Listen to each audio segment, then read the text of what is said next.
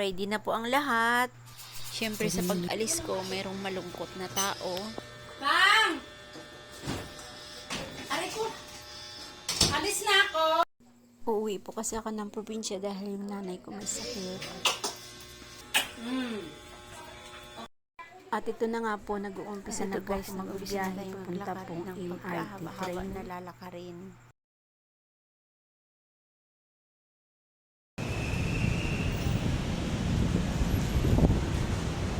At habang nasa biyahe, ito naman po yung nangyayari sa bahay. At ito na nga po, nakapasok na ako sa loob ng airport. Hahanap lang po ng mapwestuhan para po makatulog habang hindi pa po nakapag-boarding. At ito na nga po, nagbo-boarding pass na po kami para makapag-stay-in na po, makapagpahinga na rin, para makakain na rin po. Anong oras na?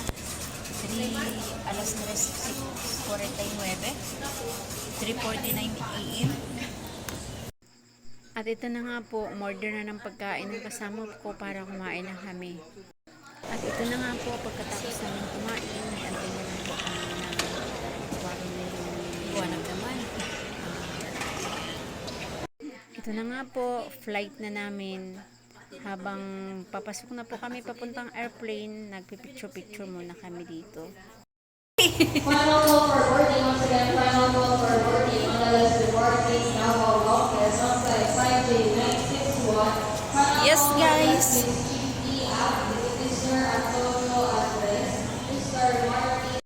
Si bilisan mo, Che. Wala nang tao.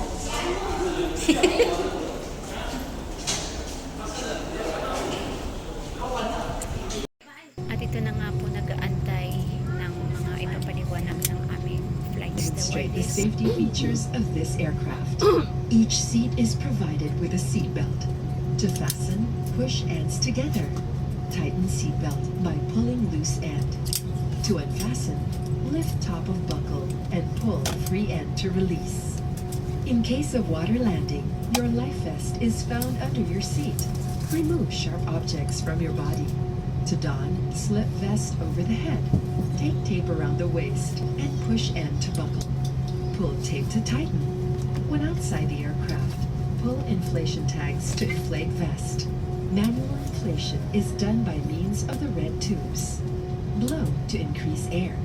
And push pins inward to release air. Light automatically illuminates once the battery is immersed in water. Do not inflate the life vest inside the aircraft. Please be reminded that unauthorized removal of life vest from the aircraft constitutes theft and is punishable by law. In case of rapid change in cabin pressure, oxygen masks will automatically. At habang pinapaliwanag ni Ma'am Flight Stewardess kung paano isuot, ito naman po kaming lahat nakikinig sa kanya. At ito na nga po, paikot-ikot na kami dito kasi malapit na po ang lipad na. At ito na nga po, bilis na kami kasi maya-maya lang nasa area na po kami, nasa Kalawakan na po kami. Lord, bayan mo naman yung biyahe namin, yung flight namin. Ayan, nasa Kalawakan na kami mga guys. Bye-bye Maynila. Welcome to Davao.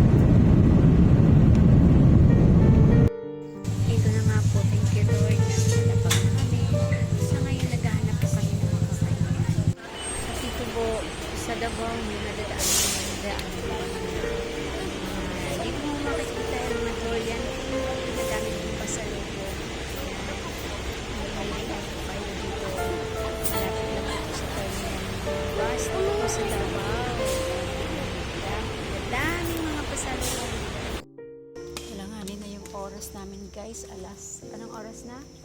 11:30. Alas 12 pala yun, ano? Kaya matutulog na lang muna kami dito sa upuan hanggang umaga.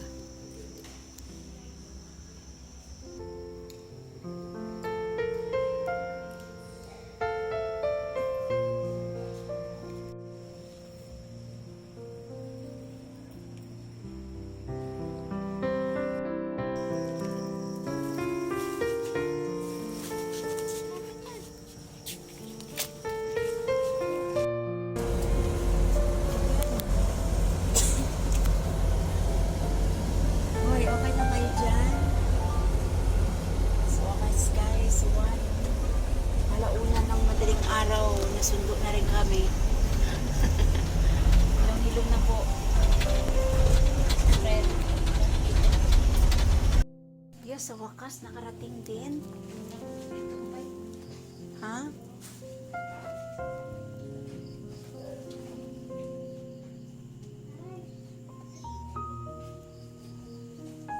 Nakarating kami mga guys.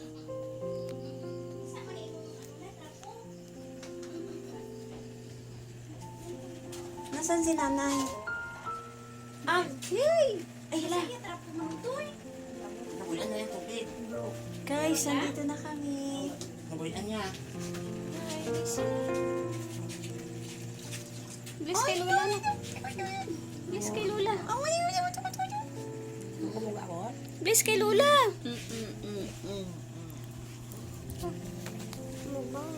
Bless kay Lula. Bless kay Lola, bless. Hindi. Bless.